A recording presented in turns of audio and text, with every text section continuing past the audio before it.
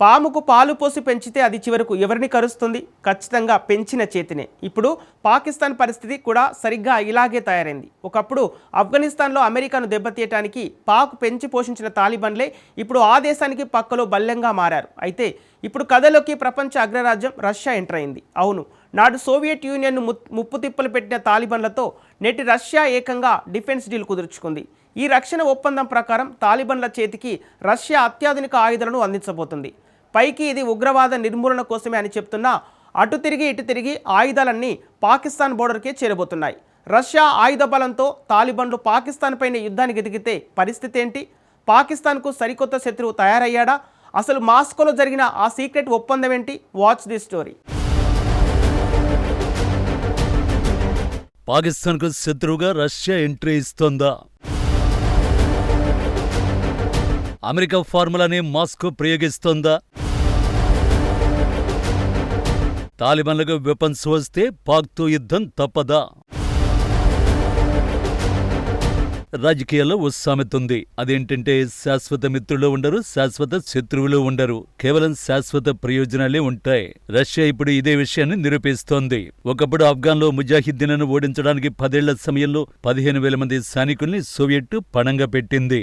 ఇప్పుడు ఆ ముజాహిద్దీన్లకు వారసులు ఆఫ్ఘాన్లోని తాలిబాన్లు. తాజాగా ఒకప్పటి బద్ధ శత్రువులు ఇప్పుడు ఒకే టేబుల్ వద్ద కూర్చొని ఏకంగా రక్షణ ఒప్పందాలపై కూడా సంతకాలు చేశారు. తాలిబాన్లతో రష్యా ఎలాంటి రక్షణ ఒప్పందం చేసుకుంది? నిజం చెప్పాలంటే ఆ వివరాలు ఎవరికీ తెలియవు.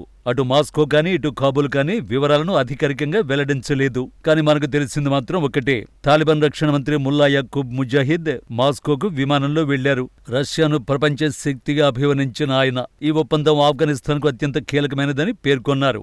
మరోవైపు వ్లాదిమిర్ పుతిన్ కు అత్యంత నమ్మకస్తుడు Russia security council secretary Sergei Shoigu ఈ సమావేశాన్ని వేదికగా చేసుకుని పాశ్చాత్య దేశాల ఆంక్షలపై విరుచుకుపడ్డారు. నిలిపేసిన ఆఫ్ఘన్ ఆస్తులను వెంటనే పునరుద్ధరించాలని డిమాండ్ చేశారు. ఈ పరిణామాలపై ప్రాధాన్యతను మనం అర్థం చేసుకోవాలంటే ఒకసారి 1979లోకి వెళ్లాల్సిందే. ఆఫ్ఘనిస్తాన్పై సోవియట్ దండయాత్ర చేసి దశాబ్ద కాలం పాటు ఘోరమైన యుద్ధం చేసింది. నాడు సోవియట్ సైన్యంతో పోరాడిన తిరుగుబాటు గ్రూపులకు నేడు కాబూల్ను పాలిస్తున్న తాలిబాన్లకు చారిత్రక సంబంధాలు ఉన్నాయి. అందుకే చాలా ఏళ్లపాటు తాలిబాన్లను ఒక తీవ్రవాద ముప్పుగానే మాస్కో భావించింది. కానీ 2021 సంవత్సరంతో కథ పూర్తిగా మారిపోయింది. ఆఫ్ఘనిస్తాన్ నుంచి అమెరికా వైదొలిగింది. తాలిబాన్లు మళ్లీ అధికారంలోకి వచ్చారు. దాంతో రష్యా ముందు ప్రశ్న తలెత్తింది. సరికొత్త వాస్తవాన్ని బేఖాతరు చేయాలా? తాలిబాన్లతో చర్చలు జరపాలా? రష్యా చర్చల మార్గాన్ని ఎంచుకుంది. కాబూల్లోని తన రాయబార కార్యాలయాన్ని తెరిచి ఉంచింది. కమ్యూనికేషన్ ఛానళ్లను కొనసాగించింది. అలా ఆచితూచి ప్రారంభమైన పరిచయం క్రమంగా ఒక నిర్మాణాత్మక సహకారంగా రూపాంతరం చెందింది. ఆపై 2025లో తాలిబాన్ల పాలనను రష్యా ప్రభుత్వం గుర్తించింది.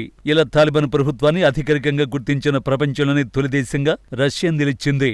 అంతేకాదు నిషేధిత ఉగ్రవాద సంస్థల జాబితా నుంచి కూడా తాలిబాన్లను రష్యా తొలగించింది. ఈ బంధంతో రష్యాకు దక్కే ప్రయోజనాలు ఏంటి? నిజానికి తాలిబాన్ల నుంచి రష్యా ఏమీ కోరడం లేదు. కేవలం ఆఫ్ఘనిస్తాన్ ఉత్తర సరిహద్దులను తాలిబాన్లు సురక్షితంగా ఉంచాలని మాత్రమే కోరుకుంటోంది. ఎందుకంటే అది మధ్య ఆసియాకు అత్యంత కీలకమైన సున్నితమైన ప్రాంతం. ఆఫ్ఘాన్ బార్డర్లో కజకిస్తాన్, ఉజ్బెకిస్తాన్, తజికిస్తాన్ రష్యా తన సొంత పెరడుగా భావిస్తుంది. ఈ దేశాలు నేరుగా రష్యాకు దక్షిణాన ఉంటాయి. ఒక రక్షణ వలయంలో పనిచేస్తాయి. ఆ 3 దేశాల్లో ఏమాత్రం అస్థిరత ఏర్పడినా ఆ ప్రభావం నేరుగా మాస్కోపై పడుతుంది.